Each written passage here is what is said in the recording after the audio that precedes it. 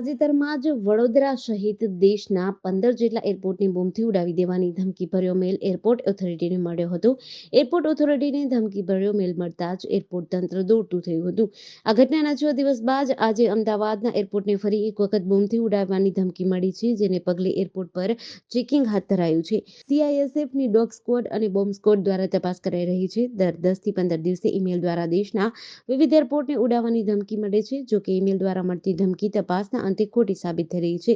આ પહેલા ગત 12 મે 2024ના રોજ પણ અમદાવાદ એરપોર્ટને બોમ્બથી ઉડાવવાની ધમકી મળી હતી.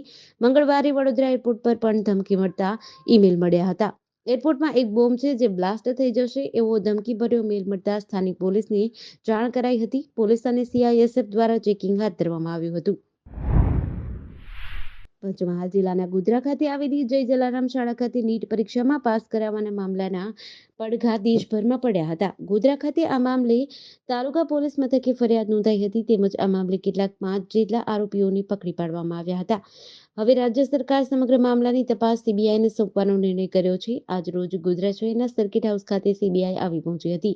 પંચમહાલ જિલ્લા પોલીસ અધિક્ષક હિમાંશુ સોલંકી પણ ગોધરા સર્કિટ હાઉસ પહોંચ્યા હતા. સમગ્ર ભારત દેશમાં ચકચાર જગાવનાર નીટ યુજી 2024ની તારીખ 5 મે 2024ના રોજ લેવાયેલી પરીક્ષામાં ગેરરીતિઓ અંગે director department of higher education Bharat સરકાર દ્વારા પોલીસ ફરિયાદ કરવામાં આવી છે. આ અંગેની તપાસ સીબીઆઈ દ્વારા કરવામાં આવી રહી છે. ગુજરાતના 4 મહાનગરોમાં હજી તો ચોમાસું જામ્યું પણ નથી, ત્યારે રાજકોટ અને સુરતમાં સામાન્ય વરસાદમાં મહાનગરપાલિકાએ કરેલી પ્રી મોન્સૂનની કામગીરીની પોલ ખુલી છે. રાજકોટમાં ગઈકાલે માત્ર 1 ઇંચ વરસાદ થતાં ઠેર ઠેર રસ્તાઓમાં વાહનો ફસાયા હતા, જેમાં આજે 3 સ્કૂલ બસ કાદવમાં ફસાઈ હતી. ગઈકાલે 4 કાર રસ્તાઓમાં ફસાઈ ગઈ હતી, જ્યારે સુરતમાં તો સામાન્ય વરસાદમાં રસ્તાઓ બેસવાનું શરૂ થઈ ગયું હતું. એક ટ્રકનું ટાયર 3 ફૂટ સુધી રોડમાં ઘૂસી જતા લોકોમાં પણ ભયનો માહોલ છે. રાજકોટ શહેરમાં ગઈકાલે સાંજે પડેલા 1 ઇંચ વરસાદ બાદ આજે બીજા દિવસે સવારથી શહેરમાં વરસાદી વાતાવરણ જોવા મળી રહ્યું છે. આ સાથે માત્ર 1 ઇંચ વરસાદી મનપા તંત્રની પોલ ખુલી છે. તંત્રએ કરેલા પ્રી મોન્સૂનના દાવા પોકળ સાબિત થયા છે. સવારે અલગ અલગ 3 વિસ્તારમાં બાળકોની તેડવા જતી સ્કૂલ બસ કાદવમાં ફસાઈ ગયા હોવાના દ્રશ્યો સામે આવ્યા છે. કેટલીક જગ્યાએ હજુ પણ રસ્તા પર વરસાદી પાણી વહેતા જોવા મળી રહ્યા છે. રશિયાના દાગિસ્તાનમાં આતંકવાદીઓએ 2 ચર્ચ, 1 સિનેગોગ અને 1 પોલીસ ચોકી પર હુમલો કર્યો હતો, જેમાં 1 પાદરી અને 8 પોલીસકર્મી સહિત 9 લોકોના મોત થયા છે. 25 પોલીસ કર્મચારીઓ ઘાયલ થયા છે. તે સમયે 4 આતંકીઓ પણ માર્યા ગયા છે. CNN અનુસાર આતંકવાદીઓએ પાદરીનું ગળું કાપી નાખ્યું હતું. પાદરી 66 વર્ષના હતા. જે યહૂદી ધર્મસ્થળ અને ચર્ચ પર હુમલો કરવામાં આવ્યો તે દાગિસ્તાનના દરપેન શહેરમાં છે, જે મુખ્યત્વે મુસ્લિમ ઉત્તર કાકેશસમાં યહૂદી સમુદાયનો ગઢ છે. જે પોલીસ સ્ટેશન પર હુમલો થયો છે તે ડર્બેનથી 125 કિમી દૂર દાગિસ્તાનની રાજધાની મખાચકાલામાં છે. રશિયાની રાષ્ટ્રીય આતંકવાદ વિરોધી સમિતિએ પણ એક નિવેદનમાં હુમલાની પુષ્ટિ કરી છે.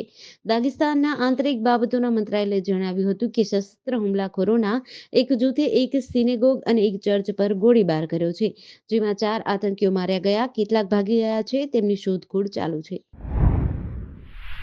1 करोड़ रुपये तैयार रखना, नहीं तो आपका पूरा काम तमाम कर दूंगा. पैसों का इंतजाम कर दो वरना खून की नदियां बहा दूंगा. घर से अर्थિયા ઉઠેગી ખનણીખોર. પૈસાની માંગણી, ખોફ અને મારી નાખવાની ધમકી. આ ફક્ત આજકાલનું નથી, વર્ષોથી ચાલુ આવે છે. નાની નાની વાતમાં કોઈને મોતને ઘાટ ઉતારી દેવા એ તો હવે માણસ માટે સામાન્ય થઈ ગયું છે.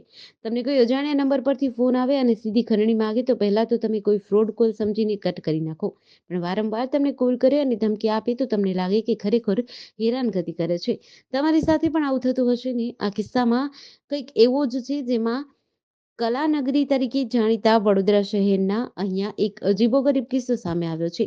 વડોદરા મનપાના વોર્ડ નંબર 2ના ભાજપના કોર્પોરેટર મહાવીરસિંહ રાજપુરોહિતના મોટા ભાઈ સીતારામસિંહ રાજપુરોહિતને જાનથી મારી નાખવાની ધમકી સાથે 1 કરોડ રૂપિયાની ખંડણી માંગવામાં આવી છે.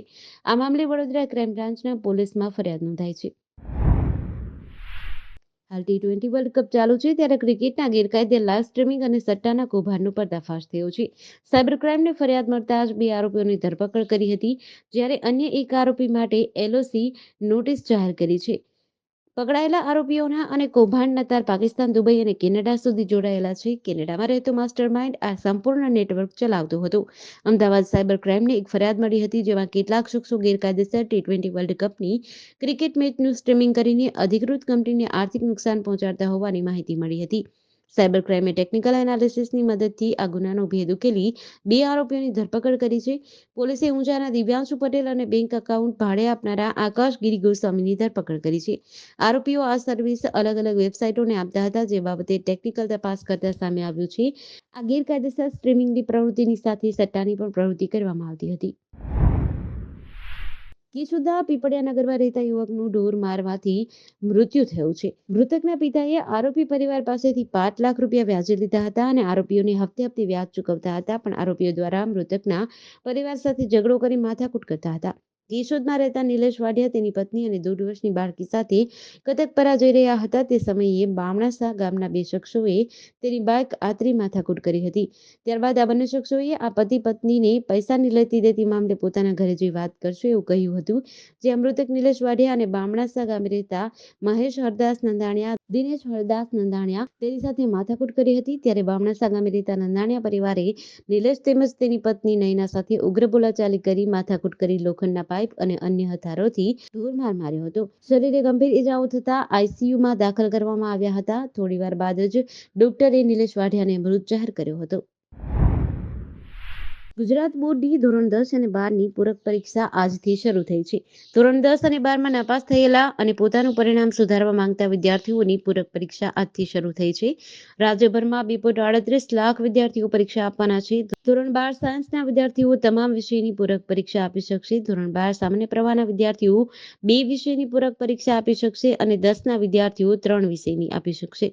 આજે સવારે 10 વાગ્યાથી ધોરણ 10ની પૂરક પરીક્ષા શરૂ થઈ છે. ધોરણ 10માં 1,37,025 વિદ્યાર્થીઓ પૂરક પરીક્ષા આપશે. ધોરણ 12 સામાન્ય પ્રવાહ અને વિજ્ઞાન પ્રવાહની પરીક્ષા બપોરે 3 વાગ્યાથી શરૂ થશે. તો ધોરણ 12 સામાન્ય પ્રવાહમાં 66,085 વિદ્યાર્થીઓ પરીક્ષા આપશે, જ્યારે ધોરણ 12 વિજ્ઞાન પ્રવાહમાં 34,920 વિદ્યાર્થીઓ પરીક્ષા આપવાના છે. બોર્ડની નિયમિત પરીક્ષાની જેમ જ પૂરક પરીક્ષા લેવામાં આવી રહી છે. અમદાવાદના 49 સેન્ટર પર આ પરીક્ષા યોજાશે. બોટાદ જિલ્લામાં આજે સવારથી જ વરસાદી માહોલ જામ્યો છે. જિલ્લાના ગઢડા શહેર તેમજ ગ્રામ્ય વિસ્તારોમાં વરસાદ શરૂ થયો છે. જિલ્લાના ગઢડા, ગોરડકા, ટાટમ, રાજપરા સહિતના પંથકમાં વરસાદ શરૂ થયો છે. તાલુકાના ચોકડી ગામે વીજળી પડતા યુવાનનું મોત નીપજ્યું હતું. પંથકમાં વીજળી વેરણ થઈ હતી. બરવાડા તાલુકાના ચોકડી ગામે વીજળી પડતા યુવાનનું મોત થયું છે. વીજળી પડતા ગામમાં રહેતા જીવરાજભાઈ હનુભાઈ નામના વ્યક્તિનું મોત થયું છે. બોટાદ જિલ્લાના ગ્રામ્ય વિસ્તારોમાં વરસાદી માહોલ બરાબર જામ્યો છે. જિલ્લાના ગઢડા અને ગ્રામ્ય પંથકમાં જોરદાર વરસાદ શરૂ છે. ગઢડા, ગોરડકા, ટાટમ, કાપરડી, વિરડી, ખોપાડા સહિતના ગામોમાં વરસાદ શરૂ થયો છે. સારો વરસાદ થતા ખેડૂતોમાં આનંદ છવાયો હતો. છોટાઉદેપુર જિલ્લાના ગત મોડી રાત્રે ભારે વરસાદને કારણે સંખેડા તાલુકાની એના નદીમાં પૂર આવ્યું હતું. આ નદીમાં પૂર આવતા કોતર ઉપર બનાવવામાં આવેલ ડાયવર્ઝન તૂટી જવાથી 25થી વધુ ગામના લોકોને અસર પહોંચી છે.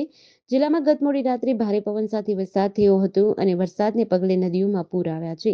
સંખેડા તાલુકાના કરારી ગામ પાસેથી પસાર થતી એના નદીમાં પૂર આવ્યા હતા. હાલ એના નદી પર સ્લેબ ડ્રેનનું કામ ચાલુ કરાતા ડાયવર્ઝન બનાવવામાં આવ્યું હતું.